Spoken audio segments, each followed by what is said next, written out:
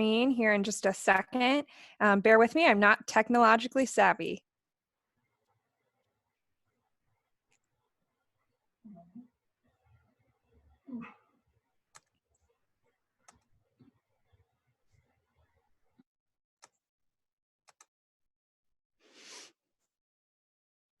All right, does that look right to you guys? All right, then I'm going to turn things over to Jeremy and we will go ahead and get started. Hello, everyone. Thank you for joining our session today, Money, Money, Money, Maximizing Aid at Private Universities. Always think that's a mouthful. My name is Jeremy Curtis. I work at Drake University, which is located in Des Moines, Iowa. I'm the Assistant Director of Regional Recruitment. On behalf of our presenters today, we are so excited to be able to share helpful tips about maximizing aid at private universities. Between us, we have a wealth of knowledge in higher education, and for that reason, we encourage you guys to utilize that Q&A chat function. And because of the time constraints, we're actually going to move through the presentation and do a Q&A at the end, but please feel free to ask any questions that you would like. And also at the end, we're going to provide a slide with our contact information. So if we don't get around to your questions, we want to get those things answered. So just know if we don't answer them right away during the session, you can always reach out to us at the end of that slide. Without further ado, I want to introduce the rest of our panelists. I want to kick it over to Toni. Good evening, y'all.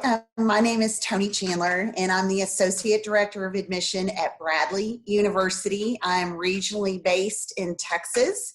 And not only do I serve as an admission counselor, but part of my responsibility is to also be a financial aid counselor to my incoming freshmen. And now to Leah.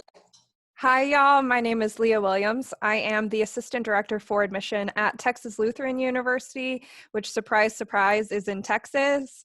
I have worked at private universities for 7 years, and financial aid and scholarships have always been one of my passions. So I'm really excited to kind of share my passion with you guys today. Thanks for those introductions. Before we get too deep into things, I just kind of want to touch over what we're going to talk about today.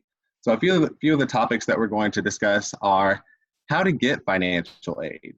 What are the applications that you can use in order to receive aid? We're going to talk about the cost of attendance and the importance between the difference of cost of attendance and out-of-pocket costs. As well as we're also going to share some insider tips that we all felt would be very helpful through your college search process in maximizing your aid. So let's go ahead and dig in. So a lot of times when you're thinking about how to pay for college, a lot of families want to know, where do I begin? Or what applications do I use? And so that's kind of what we have here. Though these are not all the resources available, these are some of the important ones that a lot of families are using. So the first one, the FAFSA. And you can say it 1,000 times and you'll probably hear it differently all the time. However, just know that it means money. FAFSA stands for Free Application for Federal Student Aid. And the one thing that I want to mention about this is free. So there are some websites out there that will charge you to complete the FAFSA, but just know that it is a free application. With this application, it is a tool that's going to ask a lot of different questions about the family household. And those things pertain to income, tax information, how many people in the household. And essentially, based on a formula, a EFC will be generated, which is also the estimated family contribution, EFC for short. The EFC is highly important because it is what governs an institution in awarding a student financial aid. And financial aid can be grants, scholarships, work study, loans, or a combination of all the above. One of the biggest things about the FAFSA too is that it opens October 1st. So this is pretty early in that recruitment season or when you're looking for those colleges. So I always advise students to be on the lookout for that October 1st date and get your parents on board in submitting that. The next popular tool for receiving aid is CSS Profile. This is not necessarily uncommon, but it is particularly done through institutions. And so because it is an institutionally governed application, There's a lot more questions that go into it, but similar to FAFSA, this will generate an EFC, estimated family contribution, which is that important number that tells a institution what they can award you. Some of the differences between the CSS profile and the FAFSA are that the CSS profile actually costs money for the application. So it costs about $25 for the application and $16 for any other application that's submitted afterwards. And again, that application also opens October 1st. So I think it's just a good tip to ask your financial aid representatives or your admissions counselor what application they use. Another way that students can receive aid are outside scholarships. And this is one of my favorite things because it's just so vast. There's so many different types of scholarships for students. There's scholarships for if you're under 5 foot tall, or there's so many different things. But I just want to touch on the fact that there are scholarship clearinghouses.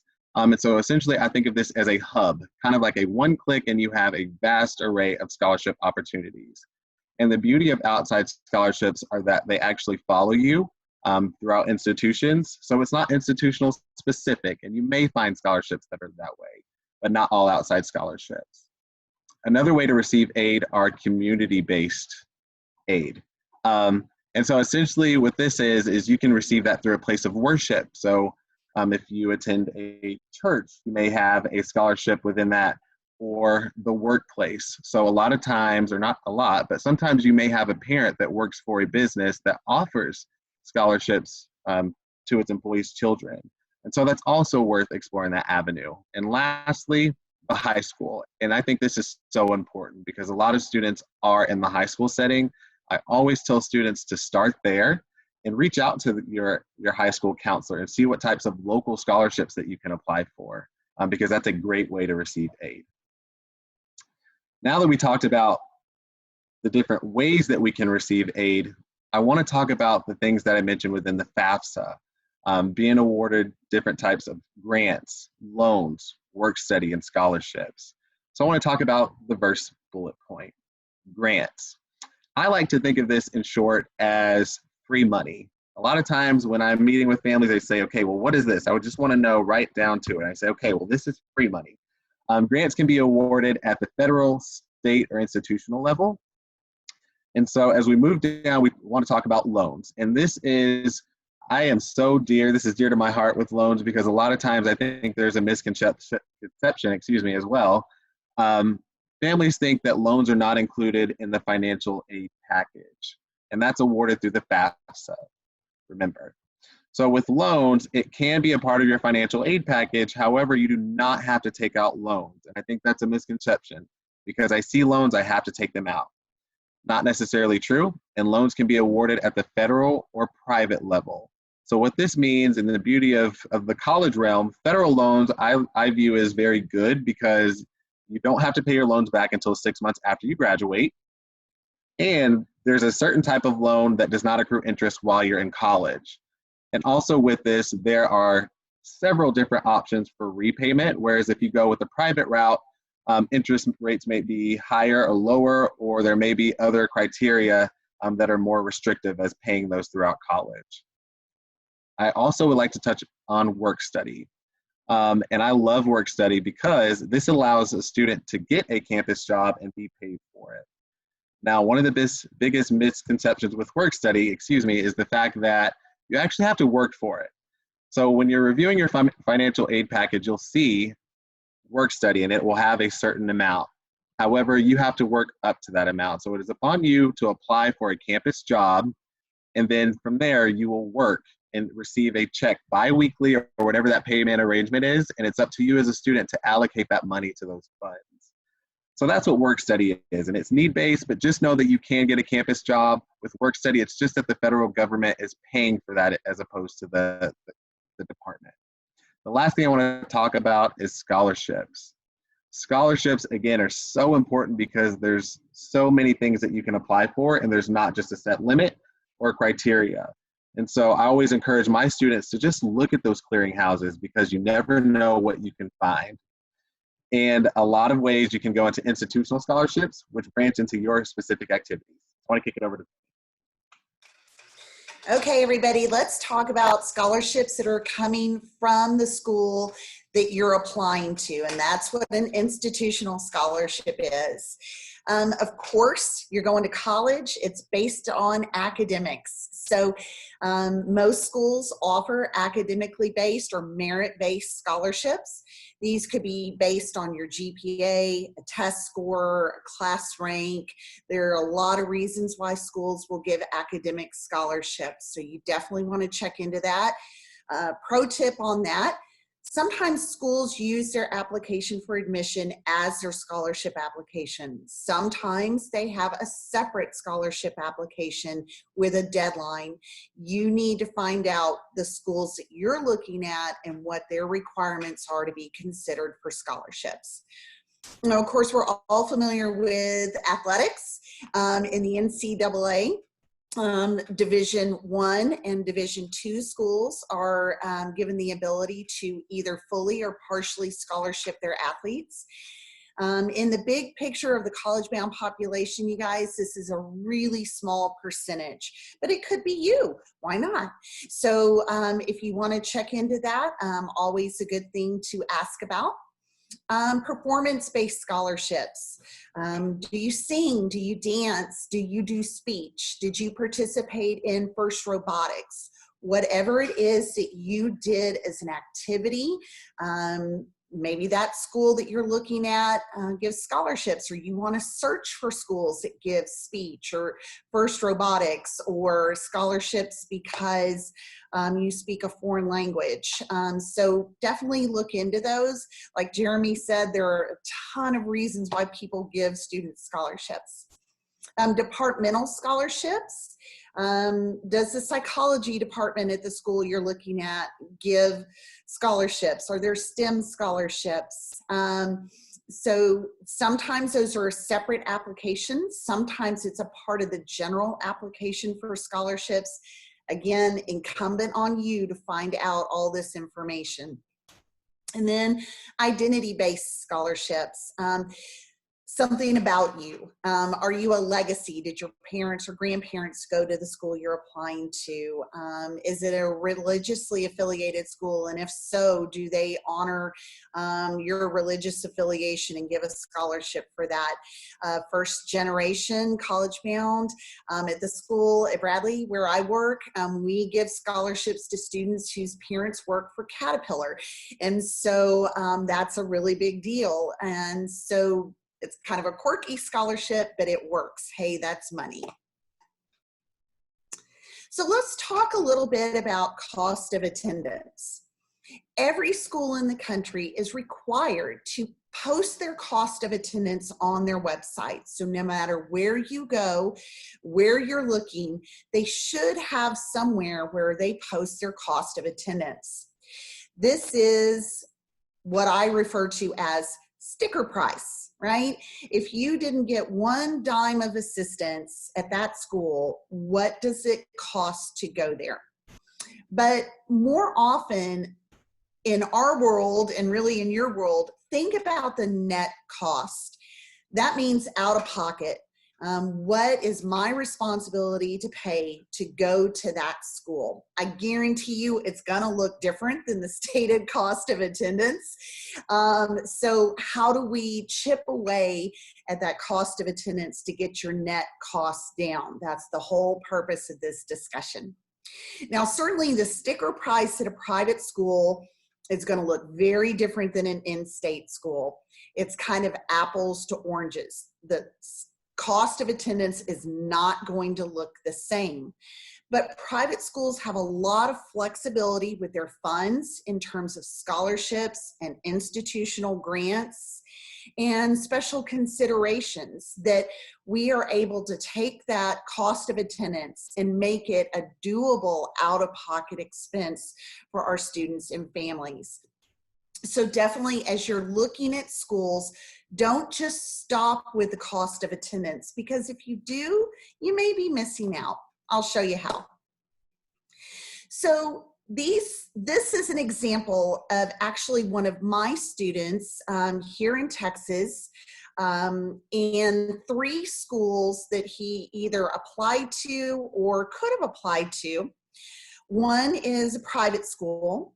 One is an in Texas state school. One is an out of Texas state school.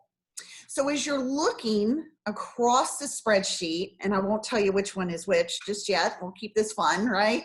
So as you're looking across the spreadsheet, you see a big difference in tuition. And room and board, pretty comparable, but the total costs, very different, aren't they?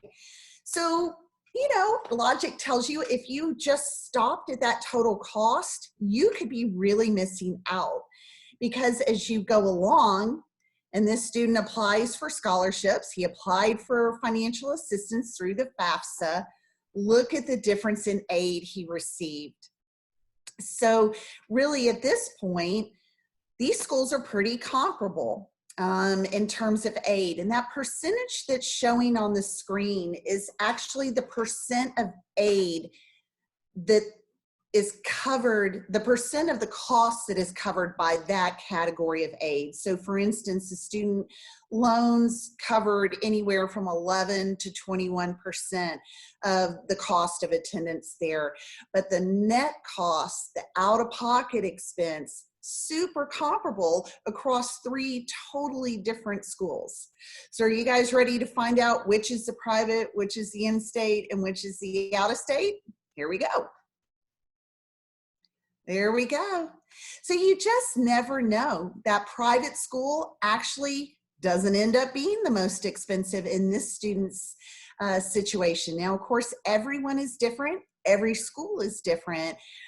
But I'm really glad that that student, you know, followed through in the process of applying for aid and getting scholarships so that the private university he wants to attend can be an affordable option for him. So you might be thinking, well, but still, the private school wasn't the cheapest one. Well, no, you're right, it wasn't. But there is an inherent value or a return on investment that comes from attending a private school.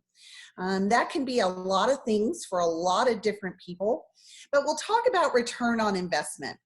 So when we found out we were going to do this presentation, I was like, well, you know, if I were a junior in high school and I wanted to find out about return on investment for college majors in different universities, I'm just going to Google it. So that's exactly what I did.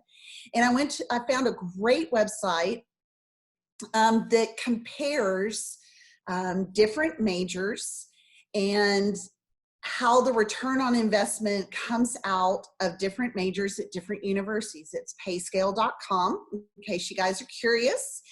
And I picked psychology. Psychology is a super popular major at pretty much every school. So if I were to go to a private university, what would my return on investment, and by that we mean, what is my long-term earning potential? Am I going to get a better pay rate because of the experiences and my education and my credentials from coming out of this private university? That's what was measured. And for a psychology major, 9 out of the 10 top return on investment universities were private schools. Now I'm telling you guys, I just picked this randomly, but it totally backs up that return on investment at a private school. Why? Well, there are a lot of different reasons. Generally at a private school, our classes are smaller. Our students are able to get more attention. They know their professors, the professors know them, they know each other. Classes are taught by professors versus grad assistants or teaching assistants, which can be really valuable. And there's less competition for internships, research, leadership opportunities. And I think most private schools really at their core want their students to have a very practical, hands-on, personalized education. And it's hard to put a price tag on that, but we feel like the return on investment at a private school is definitely there. And I'll let Leah take over. Thank you, Toni. So we've spent a little bit of time talking about understanding scholarships, financial aid, cost of attendance at private schools. Let's delve a little bit deeper into understanding how we can work within that system. I think that a lot of the time when people look at financial aid, they think of things as being really black and white, that this entire process is cut and dry and can go one way or the other way. At private universities, what you're going to find is that we exist in this gray area. Toni mentioned it before, but you'll notice a lot of flexibility in the process when working with private universities. You have a lot of access to human beings. These people, these faces that you're seeing right here, oftentimes the ones that you are going to interact with whenever you come and chat with us at our specific universities. And what that really equates to is that you have an opportunity to interact with people who have grown to care about you. And we all, I think, know how beneficial it can be when you have people who are on your side. In addition to that, I think there is a misconception about private schools that all we offer is institutional aid. All we have are scholarships. But I can promise you that we have state and federal aid options. It's also just that our institutional options tend to be a little bit more robust. What we've seen over the last 10 years is that there actually has been about a 10 percentage point increase in first-time students who are receiving institutional aid. So of course, we're kind of putting our literal money where our mouth is when it comes to supporting students through the process of financial aid and scholarships. But I want to go back a little bit to the human side of the people like Jeremy, myself, and Toni. Whenever you're working with people at a private school where we have 2,000, 3,000, 4,000 students on our campus, and you can get to know our specific admissions representatives and our financial aid counselors, one of the greatest benefits is that you have the opportunity to speak about your unique experiences. Because you are not necessarily going through the exact same things as someone else. Say that you get into a position where your family had unexpected medical expenses. This is not something that we typically feel like we can talk about because these are not things that are reflected on our FAFSA applications. This is one of the greatest benefits, in my opinion, of working with a private university because you have the opportunity to do those things. Now, I want to go back to what Jeremy was talking about before. So he spent some time talking about outside scholarships, but these are actually one of my favorite parts of the process. Outside scholarships can come from a variety of different places, but I do have some recommendations at the bottom of this slide where I tend to recommend that you start. Those are going to be websites like myscholy.com, goingmary.com, and fastweb.com. These are some of those scholarship clearinghouses that Jeremy was mentioning previously. And essentially you put in a profile about yourself and it spits out recommendations for scholarships that you could be eligible for. These might be things like maybe you're a young woman who's interested in STEM, or in the state of Texas, I'm not kidding, there is actually a scholarship for being tall. So there are so many different options, and definitely these are going to be things that will apply to you. I tend to think that one of the greatest things that you can do for yourself is be the student who applies for 10 scholarships every single week. Be that student who designates time every week to applying for scholarships. The reason that I tend to recommend this is I think it can be really enticing to go for the big scholarships. Everyone wants the $5,000, $10,000, $20,000 scholarships. But how many people do you actually think are applying for those scholarships? If you apply for 10 $500 scholarships, it's the exact same as that one $5,000 scholarship. But we hear every year that there are scholarships that go unclaimed because people simply didn't apply for them. Now, Jeremy mentioned this before, but I do think that this is the thing that makes outside scholarships so important. Because you may apply to my university, and while I would hope that you end up here, we really want you to end up where you're happy. And my scholarship that I've offered to you at my university, it's not going to travel to you with you to the next university or to the whatever university you decide to make your home at. So outside scholarships are a way to offer yourself some cushion, regardless of where you end up, whether that be at a private school, a public university, or anything of that sort. So the last thing that I want to talk about is how admissions representatives are advocates. And what I really want to drive home with this conversation is who we are as people.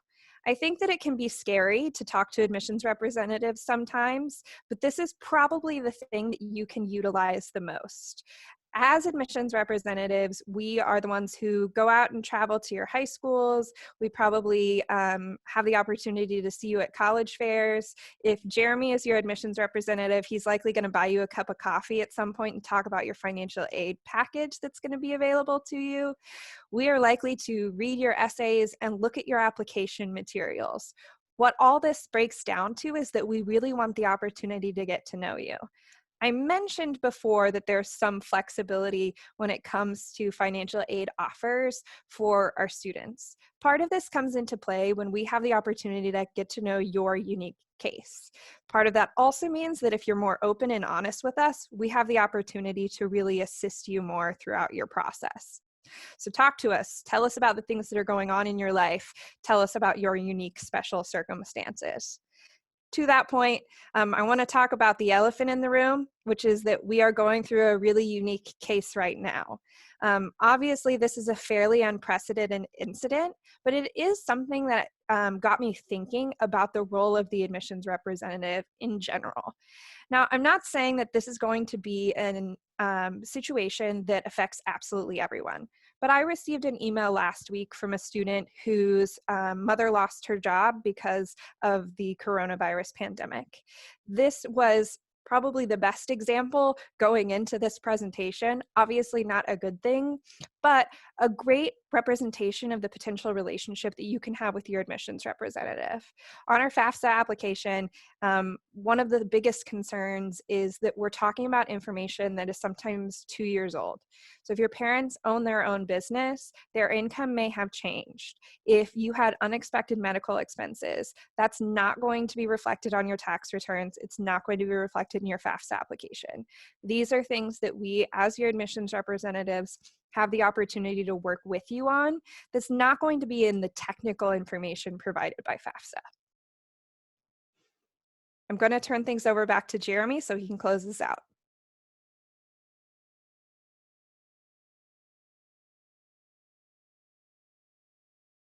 Jeremy, you're still muted. Technology. As a quick recap, we have gone over many different things about comparing the cost of attendance and out-of-pocket costs and what that value and importance is.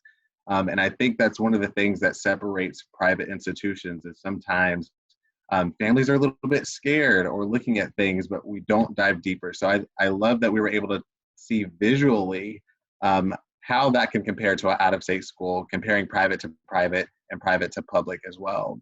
We also got to cover different types of aid and how to apply for scholarships. And I know a lot of the questions are coming in, what websites can we go to apply for outside scholarships? And we'll be able to touch on that a little bit later. But the most important thing is just to be an entrepreneur whenever it comes to looking for scholarships. You want to explore those different avenues. And there's so many scholarships. If there's one for you, the tip that I can give is never give up. And I think Leah may have touched on this, but multiple $100 scholarships can add up to that $5,000 scholarship. So don't be discouraged and continue to apply. And lastly, use your networks. So the high school counselor, I think, is a great role because it's something that a lot of students can have access to. And the counselor is there to specifically help you and guide you through that process. But aside from that, maybe you're homeschooled and you don't have a counselor. That's where I think we step in and we fill in that gap for all students as admissions representatives. So just be upfront and honest with us and just let us know your situation because we're going to be your biggest advocates as well as your coaches and your teachers. So be sure to reach out to them and just let them know your dreams and aspirations and we'll be definitely there to help you get to that point. So without further ado, I want to go ahead and move into a Q&A. So we're going to take this time to answer questions and we're going to leave our contact information up because I know that we have about 15 minutes or so for questions. So I want to move right into it. Please feel free if we don't get to all the questions, reach out to us. But I want to ask Leah the first question. Someone asked, if you apply to universities out of state, are you more likely to get financial aid or scholarships? I think that really depends. One of the things that we didn't have the opportunity to touch on, but I'm glad that this question came up, is that for private universities, there's really not going to be a difference between out-of-state versus in-state tuition. That sticker price is a terrifying number. I've been doing this for 7 years, and I still haven't met somebody who said, sure, let me write you a check, when I told them the cost of a private university education. That said, as far as the scholarships go, whether you are an in-state student or you're coming from out of state, at a private university, you are going to be eligible for the same scholarships as anyone else. There's not going to be a drastic difference. Now, one of the things that you may note is that there might be additional scholarships for being an out-of-state student sometimes. There might be a grant for that kind of thing to help bridge the gap between what it's going to cost you to get to campus. Obviously, you have plane tickets if you're flying from Texas to New York. So they might come up with some additional aid to help bridge that gap. Thanks, Leah. The next question is, does net price include fees / room and board? And I want to kick it over to Toni to answer this question. Really good questions. So when you're looking at the total cost of attendance, yes, room and board, tuition and fees, books, laundry, like Leah mentioned, cost of travel to campus, everything that it's going to take for you to function on that campus fall and spring is total cost of attendance. Now, when you get down to net, usually when scholarships are applied, they are applied towards tuition and fees. Not always. Some schools may give housing scholarships, or if you work on campus as a resident assistant, your room and board are free. So there are different situations. Basically, think of your bill like a piece of cake, and we're trying to take bites out of that cake to make it as small as possible. So at the end of the day, your net price is really not necessarily just tuition, not necessarily room and board, but the total cost should be everything. Thanks, Toni. Another question that we got in today that I would happily answer, can international students qualify for aid at private institutions? And I did not say this in my introduction, but I am also an international counselor. And I can tell you that as an international student, I think the best thing to do is to always stay in contact with your admissions representative, because each institution is going to be different. However,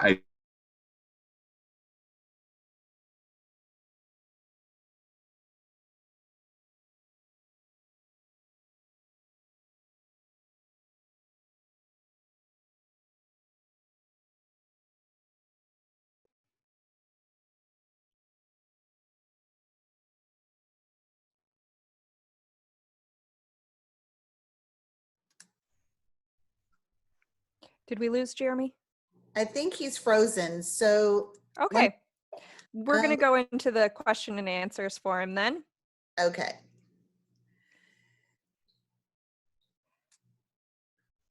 Toni, do you have them pulled up? Yeah, I do. Okay. Here's a really smart question. Is it possible to negotiate the aid that's awarded? Leah, do you want to give? Yeah, absolutely. And this might be something that would be a good question for both of us to answer. So if you feel like you have anything that you want to contribute, just pop right in here. Negotiation is an interesting word for this specific case. I tend to tell people that I hate that they would choose another university because of cost. So cost is one of those things that I will battle over, and I will try and make it work, because I bet you 9 times out of 10 that I can be as competitive or a better price than anywhere else. In the event that I am $2,000 off from where you feel comfortable, you have budgeted this amount for university and I'm $2,000 off from where I need to be. I believe that that is a conversation that we can have, and that's certainly something that you can do because I'm a private school, and there are sometimes additional scholarships that we can work with in that way. If we are $10,000 off from where we need to be, that is not a place that we can negotiate. But I do think that there is room for us to work together, and certainly room for us to make sure that your education is financially reasonable. Thanks, Leah. Another question that we got in is, can you apply for work study, or can you receive work study if you have not submitted a FAFSA? And also, can you receive a work study job in general if you do not qualify for it? So Toni, I want to kick this question over to you. Absolutely. Get this question a lot. The terminology, I think, throws people off every once in a while. So if you are awarded federal work study as a result of your FAFSA, basically what that means is the federal government is paying us as an institution to pay you to work on our campus.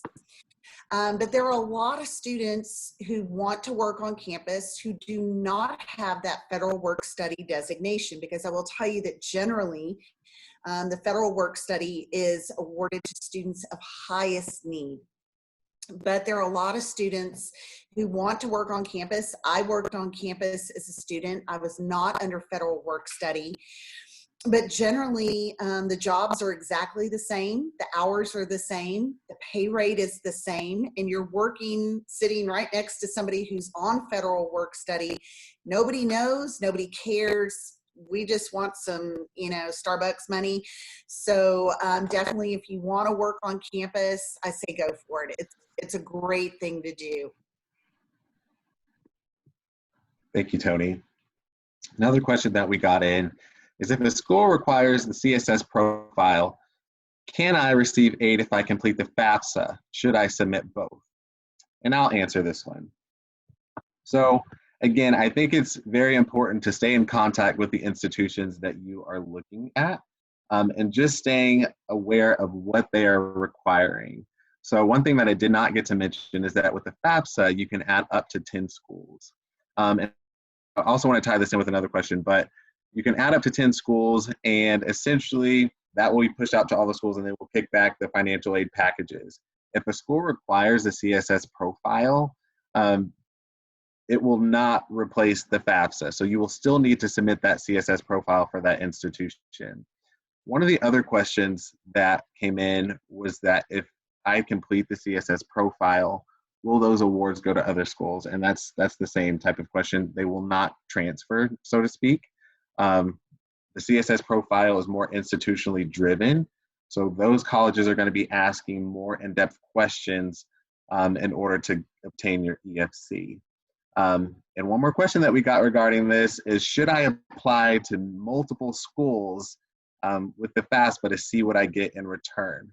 And I think this comes down to, I want to say, ding, ding, ding, you've got it. However, it's not just about finances. That is hugely important. So I don't want to encourage you, just go apply to all the schools where you think you're going to receive the most aid. And as we saw in Toni's example, that's not always the leading factor, right? Because sometimes those out-of-pocket costs can be minimized even though you see a high sticker tag.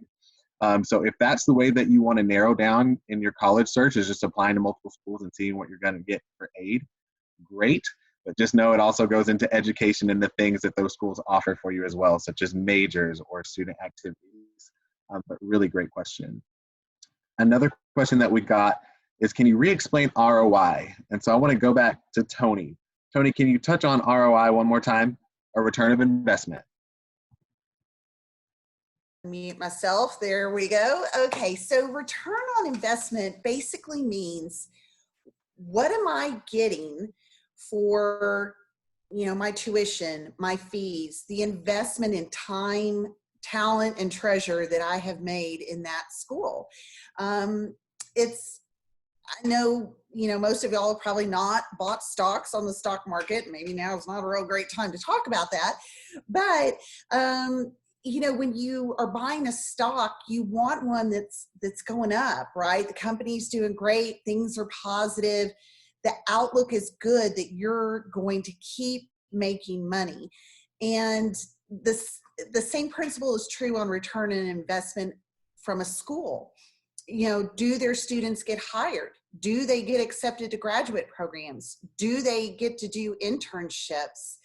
Is the school well recognized in the area that I'm looking at? Am I going to get the quality education that I'm paying for? So to me, that is return on investment. Thanks, Toni. Another question that we got is, can you submit a FAFSA before applying to a school? And Leah, I want to kick that over to you. This is another one of those that I'm going to say it depends.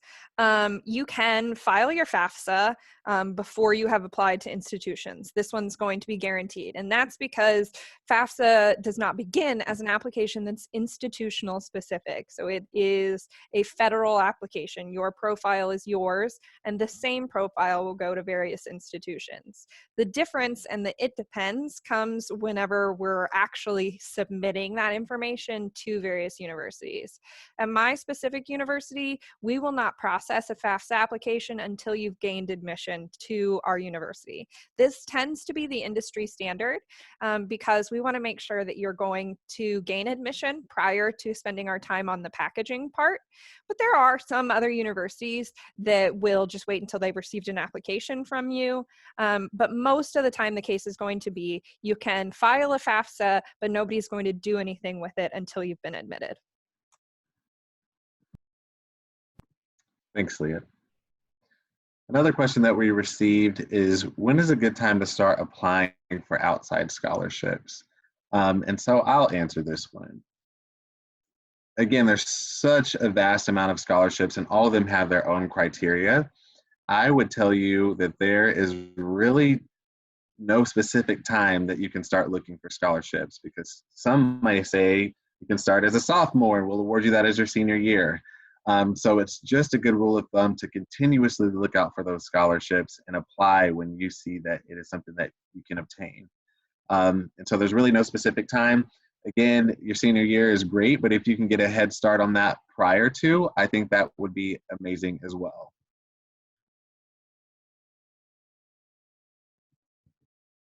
Another question that we have received, can universities reduce their scholarship for you if you have outside scholarships? And that's a really good question. And so I'm going to kick that over to Toni. Right. Generally the rule of thumb is, if we've awarded you a merit-based scholarship and you are eligible to receive financial assistance, there's going to be that gap in there, right? Your net cost. Generally speaking, we don't care how you pay that difference, that net cost to you. Maybe it's an external scholarship. Maybe grandma's kicking in $5,000 a year. We don't know, and we generally aren't real concerned with that. As long as you are taken care of and feel good about it, that's great. Just to tag off of that, Jeremy, if it's okay, someone asked, are external scholarships over 4 years or just for 1 year? Most of the external scholarships that I have seen are just a one-time award. Most university scholarships are structured, most, not all, but most are structured to be a 4-year renewable scholarship. Thank you, Toni. Well, I know that we are on a time constraint, so we have reached 6:45. However, I know we didn't get to answer a lot of questions, but we have left our contact information up for you guys to grab. Please feel free to take down that information. We want to answer your questions, and I know there's a lot more. So if you have any questions, reach out to us. One other question that was mentioned that I want to touch on is, how do I get in contact with my admissions rep through this COVID-19 thing that we're going through? I want to just tell you to look on that institution's website, on their admissions webpage, and reach out to your specific counselor. and they should be able to help you through those questions that you have, whether it be virtually or over the phone. We're all here to help you, which is why we're all hosting or attending this event today and presenting to you guys. So again, reach out to us with any questions, and we are so glad that you joined us today for this session.